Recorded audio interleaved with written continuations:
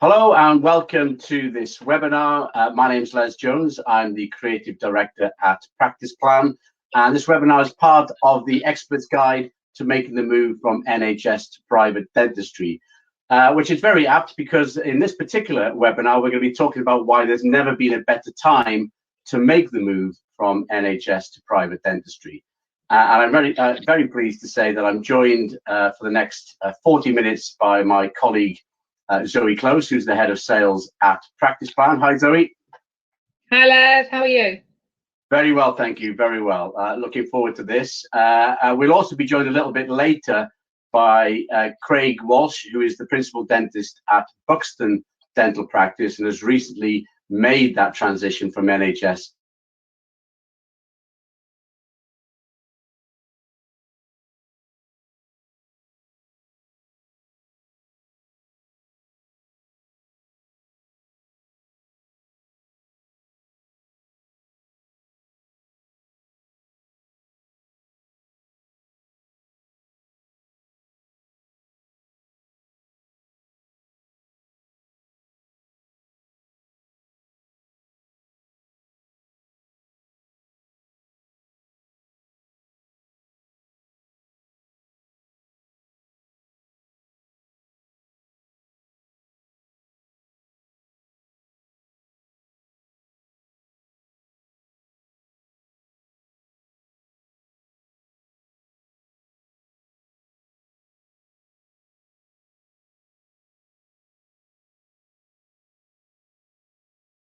Hello and welcome to this webinar. My name is Les Jones. I'm the Creative Director at Practice Plan, and this webinar is part of the Expert's Guide to Making the Move from NHS to Private Dentistry, which is very apt because in this particular webinar we're going to be talking about why there's never been a better time to make the move from NHS to private dentistry.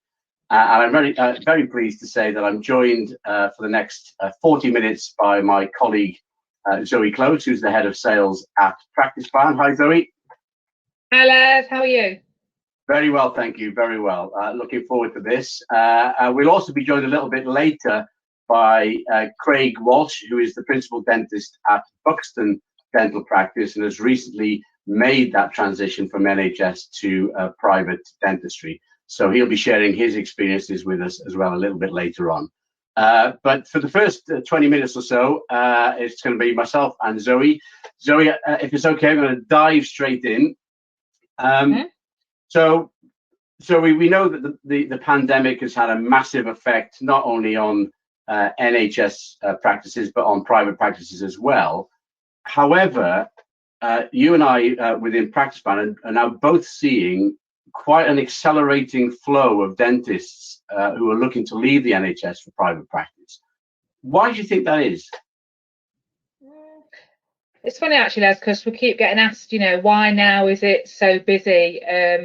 We've always had a steady trickle, but you're definitely right. There's been an accelerated push on enquiries.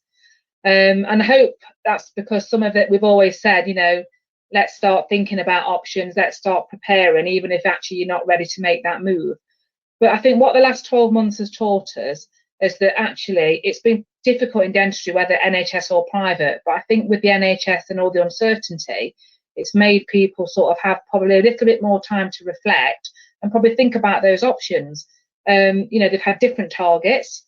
And I think that's been enjoyable for people. I think they've actually quite liked, working at that reduced rate. And having more time with their patients potentially, and just working in a different environment and a different pace of life. So I'm hearing all of these sort of things that are adding to, the reasons why people are sort of taking action now. I think the slower pace for me has been quite key when I've been going into meetings. People have enjoyed that. And I think they've sort of reflected on the drawbacks of working under the NHS contract. And where is the light at the end of the tunnel? Yeah, and we've done our own NHS confidence monitor over the last few years, kind of getting insight into how NHS dentists are feeling, and the results of that, comparing NHS dentists with private dentists, have been very, very stark, haven't they, in terms of their approach to dentistry and their kind of happiness levels or fulfillment levels within dentistry?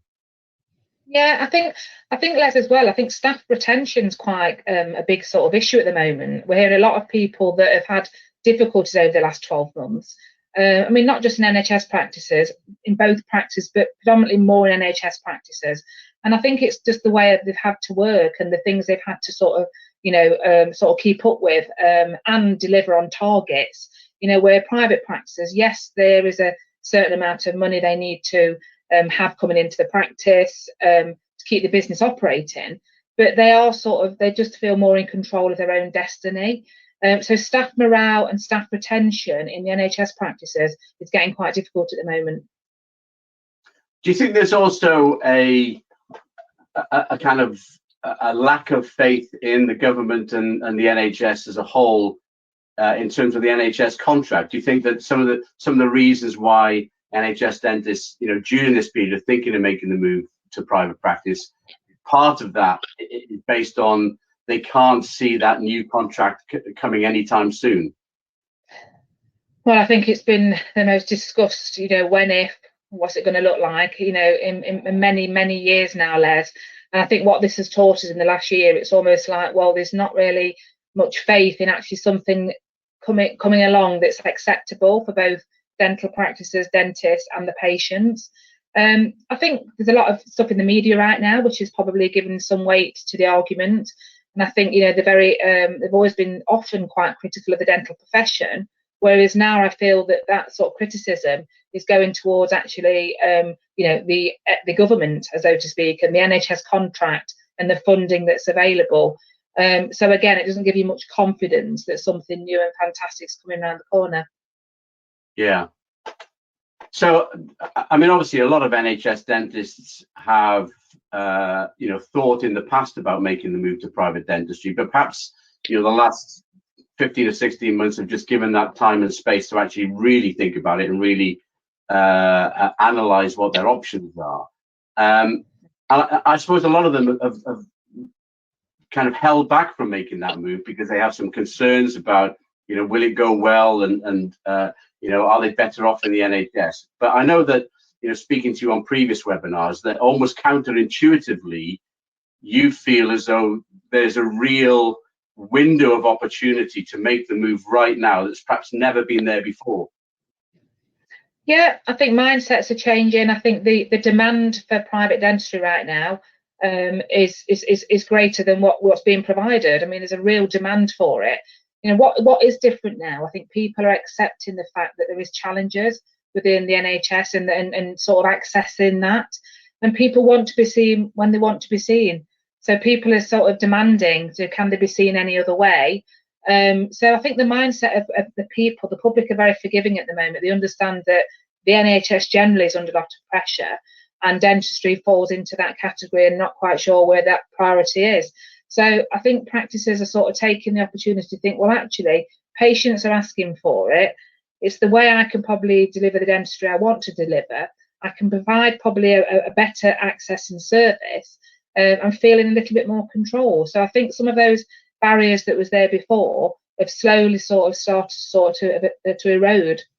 It's almost as if at the moment, if you're thinking of making that move from NHS to private, that in a positive way, there's this kind of perfect storm, isn't there? There's massively increased demand for private dentistry from people who can't get into their NHS dentists, and along with that, patients have this, as you've mentioned, this forgiveness, this understanding that change is almost inevitable and necessary at the moment for every business, not just dental practices, to kind of stay in business. So, I suppose all of these things are kind of stacking up in the favor of the dentist at the moment, aren't they? In terms of making that move and grasping that nettle.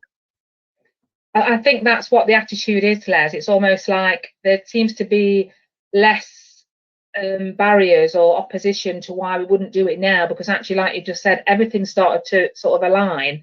And with the patient's mindsets, as you just said, people are wanting, dentists to deliver this in such a way. When we've got private practices that have got waiting lists, I mean, that's always heard of in NHS practices. You'll have lots of waiting lists for people to want to access an NHS dentist. But, in private practice, it's always been a steady trickle. But, I've got practices that have got huge waiting lists and people that are wanting to, come to a private practice for the very first time because they're now exhausted with trying to get access, or it's just not, the times of the day they want, or the time frame's too long. People are managing to get examination appointments, but then to get any treatment done, I've heard 3-4 months waiting. And we all know, if you leave something that can be a small problem, it can develop into something big. So, the practices that was possibly concerned about what patients would think, how would it go, how would I look, what does that mean, all those, what would the team think, it's almost like the work's done for you because of the landscapes has changed so much. So of course we're getting people that are really wanting to really have a proper look as what are my options if I do decide to move away partially or fully from the NHS, and it's a brilliant time to do that, Les. I've also noticed, Zoe, and you probably have too, that the kind of the media are almost kind of working on the side of the dentists who are looking to make that move at the moment, aren't they? In that, yeah. You've got headlines of like, you're not going to see a dentist till 2023 or 2024, which is kind of fueling that kind of move away from the NHS to private dentistry. But I've also seen a few articles recently where, traditionally, if an NHS practice had closed down, there would be headlines around, the dentist being selfish and being greedy and stuff like that, which of course is never the case. But actually, the articles are now focusing and being more critical on the government and their lack of action in terms of developing and delivering the new contract, aren't they? Yeah, I think you're right. I think the balance it seems to have changed, Les. That's all I can say. From me looking in, I can definitely see there's been a shift in that approach, and I agree. I think dentists had some bad press around, the greediness, and what they want is, more monies out of this. And I've worked with dentists for 30 years plus, and I can truly say dentists just want to deliver the best dentistry they can in a lovely environment, looking after the patients that have been coming to them for years and years, and trying to give them the best chance of maintaining their oral health. I mean, yes, of course, everyone's got to make a livelihood. And I think what's happened now is the media have actually seen that there's flaws in the system. And actually, like all of us, we choose to do a job. And if it's majorly flawed and we can change something to make it, better for lots of people, why wouldn't you look at those options? So I think the media actually are spot on. I think they're getting it right for once that, it's okay for people to look at options. And that's as simple as I feel it is, Les. So I mentioned right at the beginning, Zoe, that all dental practices have been affected quite significantly by the pandemic crisis. From your perspective, how do you think private practices have fared in comparison with other practices? Well, initially when the pandemic hit, none of us knew what was going to happen, obviously, and I can honestly say, if you've got a well-populated plan and got high numbers or even middling numbers, you was in a lucky place because plan has actually stacked up so well. I mean, we all didn't know what impact it would have and how many people would probably shift away from using membership plans. But actually, it's just held up so well. I think overall, we had a 2% reduction, which in practice world, it's just minimal. So thankfully, we could, keep the practices going and the patients being serviced when they was back in action because we'd got that regular income coming in.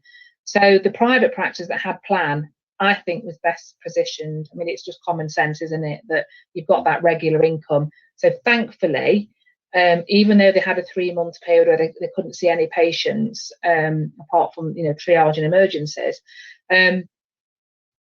they could manage. They could manage until that time was where they could reopen the doors and get people in for those regular appointments.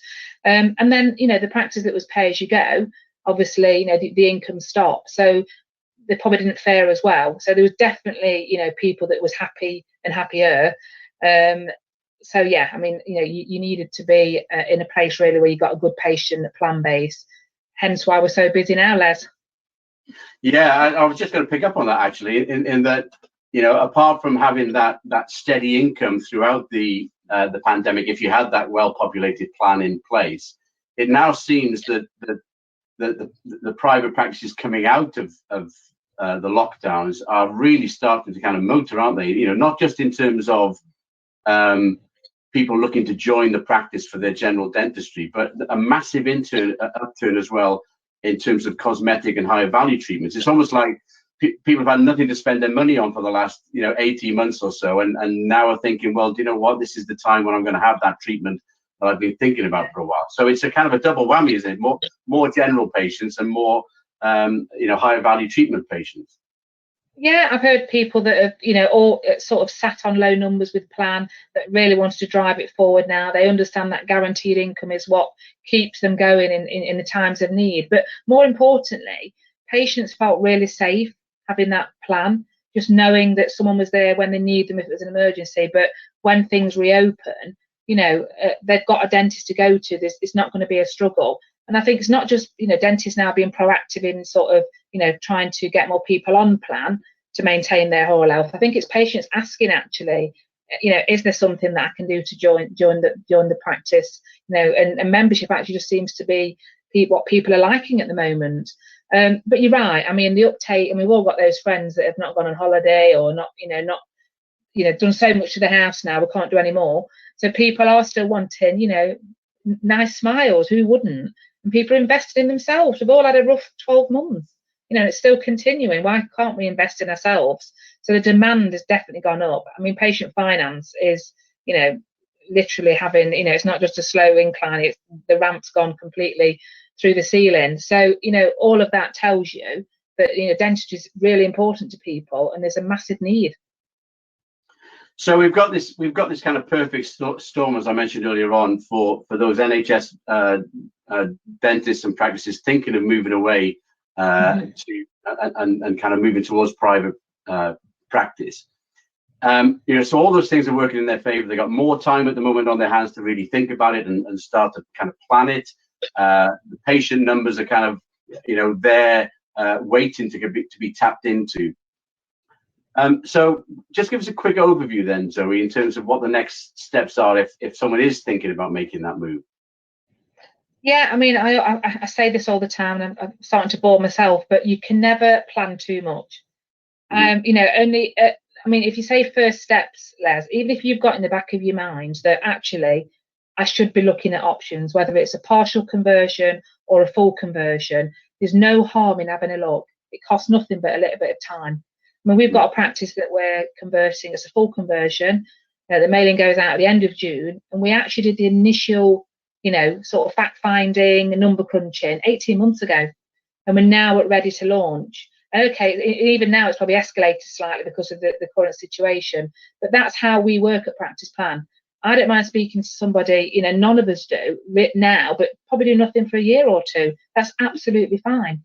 So really, the next steps is to speak to one of us, because, you know, you don't need to have all those thoughts and all the plans. We will work it through with you. So please just contact us. Great. All right. Well, thanks for that, Zoe. It's probably a really good time now to bring Craig in. I'm not sure if Craig, you can press your camera and your microphone and join us on the call. As if by magic, there he is. How are you doing, Craig? Good. Thank you very much for having me.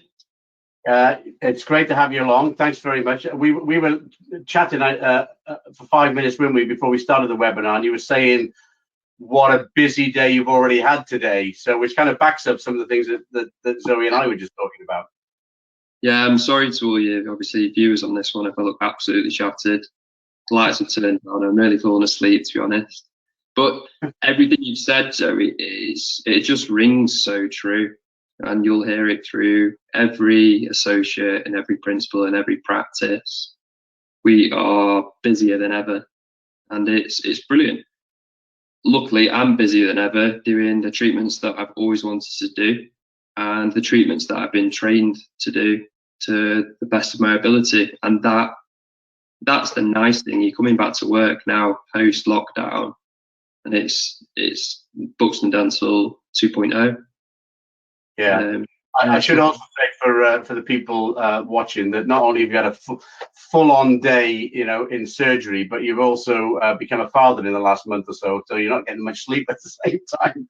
No, it's number 3 this as well. So the house is starting to fill up, but it's lovely. Wouldn't have it any other way. No, absolutely. So Craig, you recently made the decision to take your practice fully private, to leave the NHS completely, to make your practice a kind of a membership only basis practice. Just before we get into how that's gone and what the benefits are, just talk us through what some of the drivers were for you in terms of why you wanted to move away from that NHS environment and kind of go fully private. Yeah, sure. Crikey, it feels like a while ago now.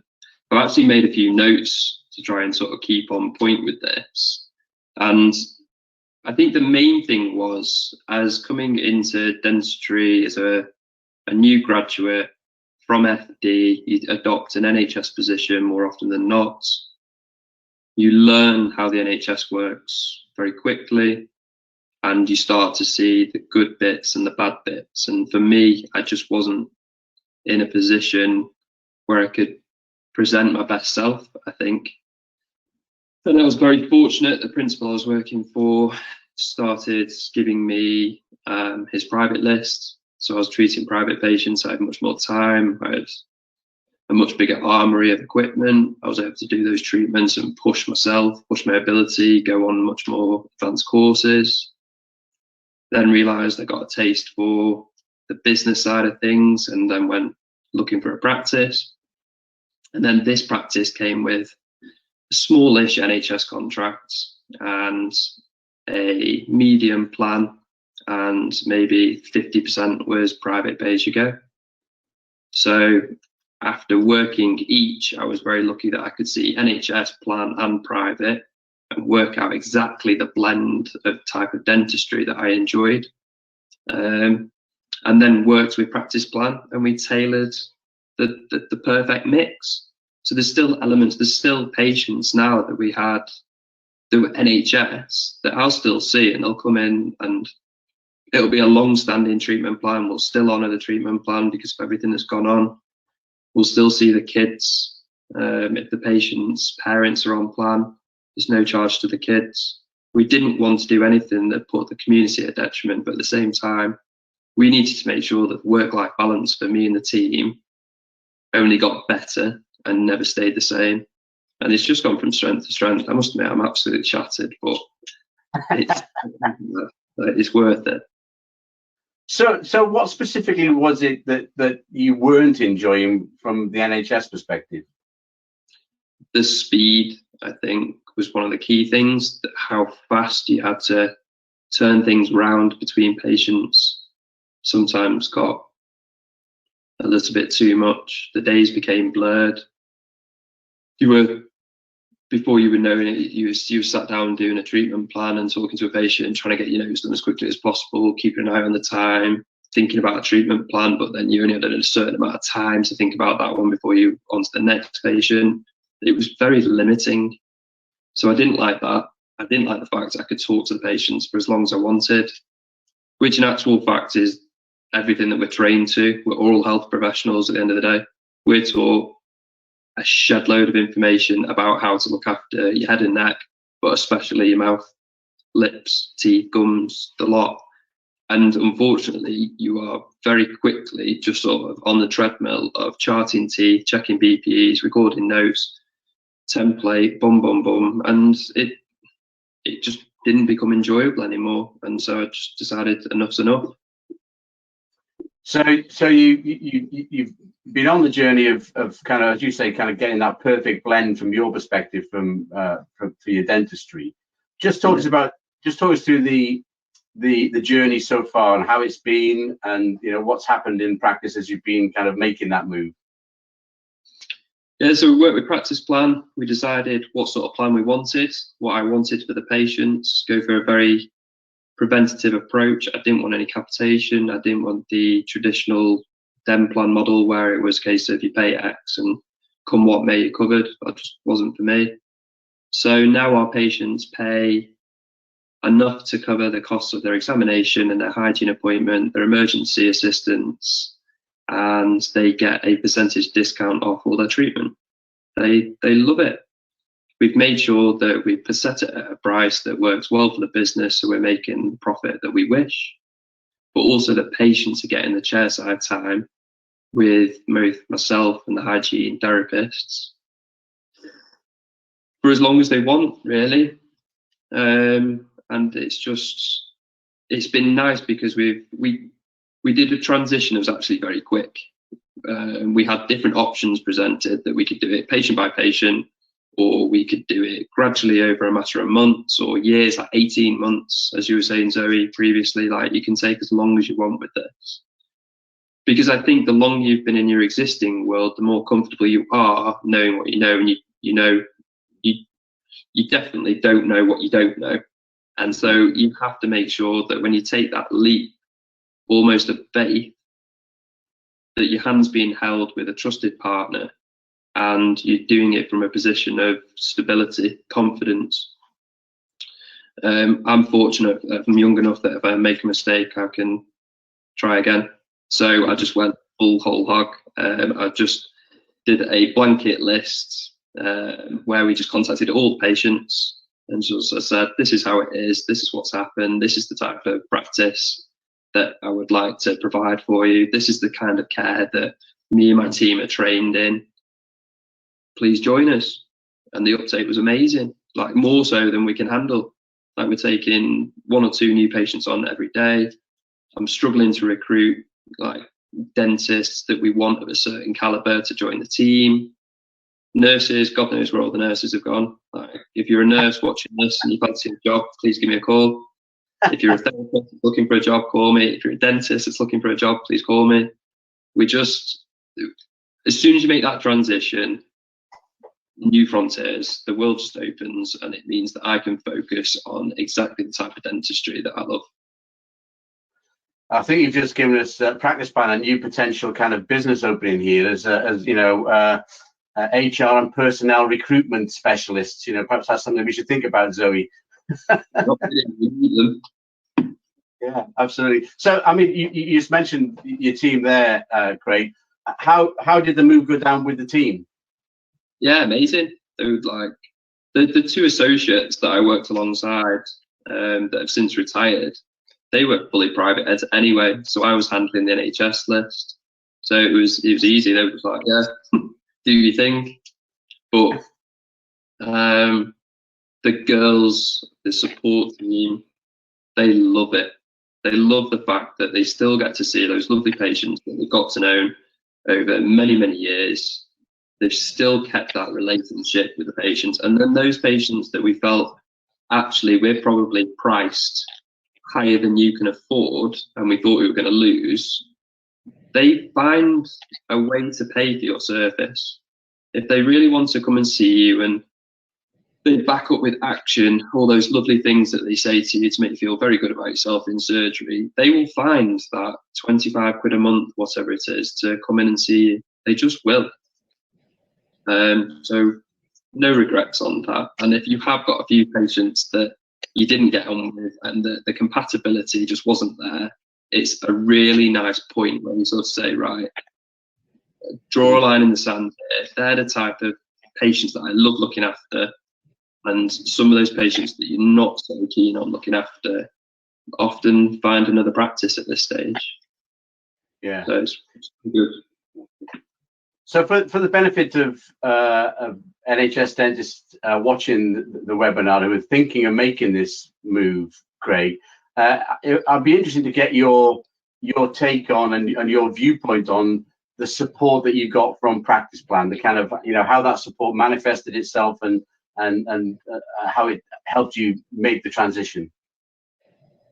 Yeah, sure. So I interviewed a few different providers before I decided to go with Practice Plan. Practice Plan came out to the house, met Michelle, who's just been wonderful all the way throughout. Our representatives, the people that whenever we decided to say something to our patient base, we could always run it by Practice Plan, which was nice. You could speak to you guys really quickly. It was pretty straightforward, to be fair. The support's just as expected. And was the experience when it was happening different to what your kind of perceptions were before you actually made the move? We speak to a lot of NHS dentists who look at that move and feel it's quite a daunting move to make. Was it actually that in reality, or was it a bit easier? No. Yeah, no, like it's not. It happens very quickly, and that's because of the way that the NHS contracts is done. Your monthlies coming in are just increasing from your plan very, very quickly. So when we handed back our NHS contract, obviously we knew that we had a definitive figure that we had to hit very, very quickly.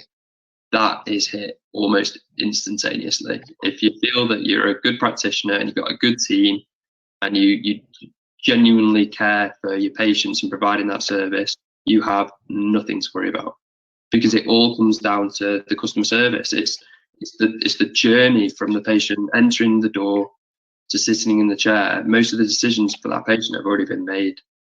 The actual clinical aspect of it is the easy bit. So I shouldn't, if you've got 5,000 UDAs or 50,000 UDAs, it's more the logistics of how that transition happens, and you guys take care of that. Like, as a clinician, we carry on providing the service that we're accustomed to, but just on a completely different level. Yeah. Sorry, can I bring you back in for a second? Quite often in anything we do at life, there's a kind of big move. Very often it's the thinking about it that's worse than the actual doing of it, isn't it? Is that what you find when you're working with practices, who are making that move from NHS to private, that actually once they've, made the decision, press the button, that their perceptions change quite drastically? Yeah, I mean, I think a lot of dentists think about it for a long time, and they'll think of all the problems and all the things that can happen and all the things that won't go well. They obviously very rarely think about the positive things, because you can get caught in that spiral. And that's what we're there to do, really, is to think about, well, yes, that may go wrong, but this is how we put it right. Or that may happen, but this is how we deal with that challenge. So that's why I say to people, you can do a lot of thinking actually and talk yourself in and out of it. But that's where we can actually add to that thinking and planning. And like Craig said, confidence is quite key. You've got your confidence in your own ability. You know what you deliver to your patients. You know what you're capable of. You know what you want to do. And we can just try and make that happen for you. Craig's spot on. Income gaps, no one wants them. No one needs them. So we make sure that that's, it's filled as much as we can. And most times it does escalate what you actually anticipate. So most people are quite pleased. I mean, all I would say is, for all the headaches it may cause and all the apprehension, the outcome is always positive. So Craig sitting there, I'm never surprised. No one has rang us yet, Les, and said, can I go back into the NHS, please?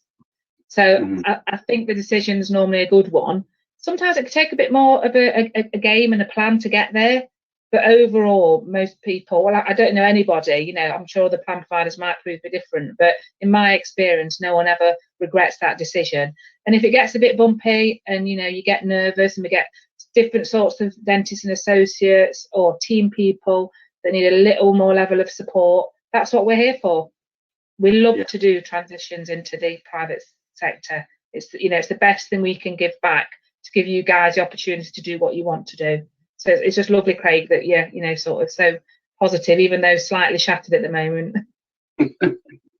Just coming back to you, Craig, you've talked about what the difference has been to the team within the practice. You've also talked about the fact that the patients have very positively come across into the private setting.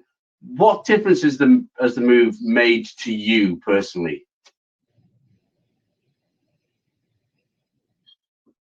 It's allowed me to take more time on business development for the practice, for sure, because we can now sit down and take the time and strategize what we want to do for the next quarter. and the next year and plan. We're not tied to what if, what might, maybe with potentially a contract like the NHS. We decide what we want to do for the next 3, 6, 12 months, and we can set ourselves targets and goals to achieve those, and so the flexibility and complete independence, I suppose, has been the nicest thing. And it's great that we sort of have the ability, because we've focused a lot on the provision of clear aligners and Invisalign, clear aligners and implants. And so that chat and discussion with our patients now is just part and part of every single examination. We come in, proper chat with them, photos, full workup. Like, I couldn't imagine taking a full set of photos during an NHS checkup and putting them on the screen and then talking through like good, average and poor prognosis of different teeth and everything what we have on offer. No chance. So then if we decide actually we want to make sure that we are increasing our numbers of implants in the next year, we can start our own internal campaigns and we can set up team structures to make sure that we can achieve those. It allows you to have fun with your business. If you're a principal, you own a business. You don't want to be a dentist working inside the practice and just being an employee of your own company. Like, at the end of the day, you should be growing your business, because if you're not, it's not long before that catches up with you.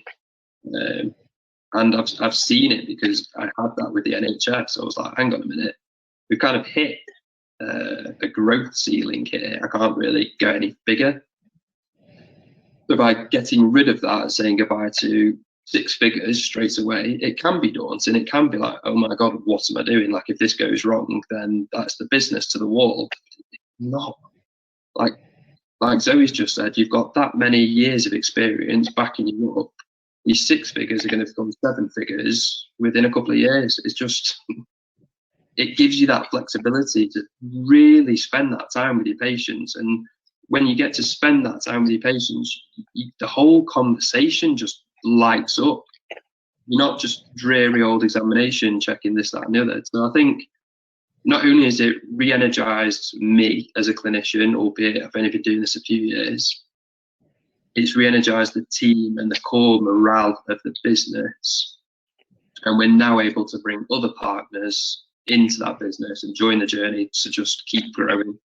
So yeah, it's new opportunities, new locations, and new businesses off the back of this that I would have never been able to go into if I was still probably doing NHS dentistry, to be honest.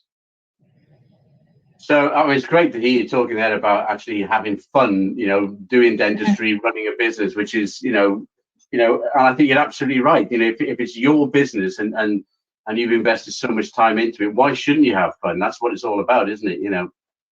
I'm going to ask you a final question. I suspect I know what the answer is going to be, but I'll ask it to you anyway. If there are NHS dentists listening in and watching this webinar who are contemplating making the move from NHS to private practice, what advice would you give to them here and now? Stick with the NHS, because it sounds like the next contract will be really good, or not. The latter, if you stay NHS and you've got a few years left until you decided, right, enough's enough, I'm going to retire after this, then there's validity to the argument. So saying, I don't think I want to make the shift, I don't want to make that change this late on in this part of my career. But if you are anything less, or even not even contemplating any sort of retirement in the future, every session that you're spending in clinic not giving it your full potential is just sad. It's a shame. Like, every dentist, every student that I was next to, and all my peers, you can pitch them on clinic super excited about doing their first crown prep, or they're doing their first bridge prep. And now for me, it's like we're having clinicians come in, and really, really amazing clinicians, and you just sat there in awe watching this stuff. And it feels like going all the way back to the start when you have that super excitement because you're learning something new and you're putting that your best possible energy and effort into something. And I just don't know how on the NHS you can have that on a day-to-day basis. Like, don't get me wrong, some days are super hard and it goes to the wall and everything goes sideways. That doesn't matter whether you're NHS or private or plan. That's just life. But being on plan, we have a monthly income now that far exceeds that of what the NHS payments were. We have private income now, which amazing. I'm like really happy with that. And I have potential and growth and plans in place now that I'm excited to see mature. So NHS associate or NHS principal or a long-term owner or multiple practice owner with a large NHS contract, imagine taking that and 10x in it. That's what you can do because you've got a plan base that you can build private on the back of. Because the NHS contract, the only way you're making more money is saving money, or, well, yeah, I don't know. You can cut that last bit because I don't know. I haven't got a big NHS contract anymore. Well, I think we'll leave it in. Zoe, I'm just going to come to you for the last word. I think, you know, Craig has hit the nail on the head in lots of different aspects there. And for those NHS dentists, you know, watching this webinar, being part of this whole event, what do they need to do for their next steps? Where do they need to go if they want to start that conversation? Well, if they're watching this, Les, then they've obviously got reason to watch it, and they're obviously in the back of their mind they've got questions. So there's a few options. You know, you can access it on our website. You can book a visit for one of my team to come out and chat to you. We can do this confidentially in a cafe, in your home. You know, it doesn't have to be, you know, no one needs to know, because that's sometimes a concern. We're actually going to be launching some NHS virtual clinics during, I think the first ones are in back end of July, August and September. And you just book an hour slot, we have a virtual session, look at your situation, give either some more guidance to think about or some solutions to some of those challenges or barriers that you feel that are there. We can have just a first start poke at, you know, what the numbers may look like, what actually is hard or as, you know, easy it may be. And it's fully confidential. So they're really good things to look out for. Or just, you know, email someone that you know that may be working with Practice Plan already. You know, they can refer you. But loads of ways to get in touch with us, Les. But all I can say is, please feel that there's no pressure.